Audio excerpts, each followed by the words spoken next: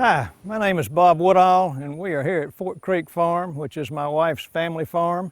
Today we're going to talk about rotational intensive grazing.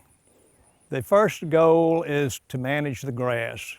We can take a poorly performing pasture or old field, manage it intensively, and improve the grass species that are in that field. And we do this by creating small paddocks where the cattle not only eat the grass, but eat or trample the weeds, and where we get much better manure distribution than if we had large paddocks. The smaller the paddocks, the greater utilization of forage. Our paddocks are about 1 acre, and we think that we get about 75% utilization of forage or even more. We have 2 herds here at Fort Creek Farm, our brood cow herd and our product calf herd.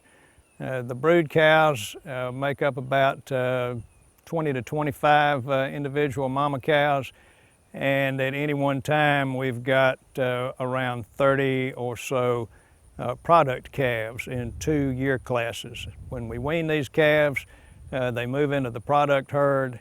We don't harvest them until they're 24 to 36 months old. So with 2 herds and about 80 acres of grass, we are able to move these cattle around and give them about 1 acre a day continuously.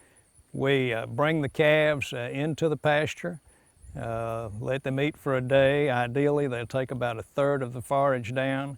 The next day, we move them to the adjacent acre, and we continue that rotation around the farm with the goal being that after approximately a 21-day recovery period, the cattle will be back in the paddock where they started. One of the things that you might want to get if you're just starting out is something called a pasture stick.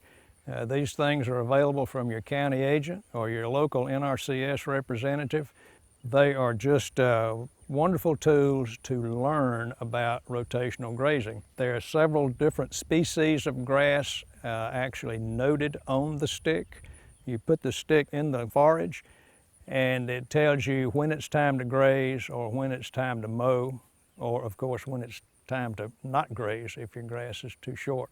Now in this field we have 3 or 4 different species of forage. We have Bahia grass, Dallas grass, common Bermuda, and Max-Q fescue.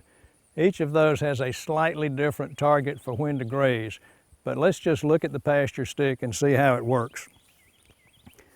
On the stick you see grazing marked, and then you see mowing marked.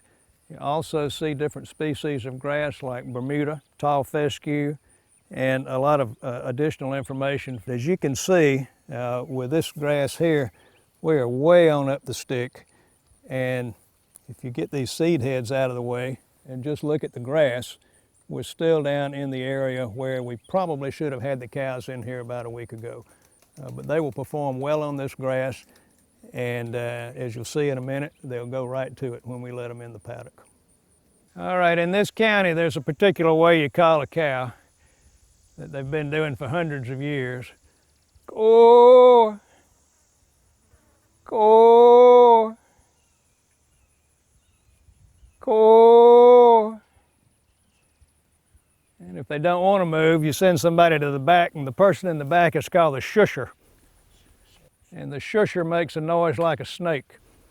Caw, caw. Now when they're standing there at the gap waiting, you don't necessarily have to call them, but we always like to call them when they're going to experience something enjoyable, because it reinforces them to come to the call.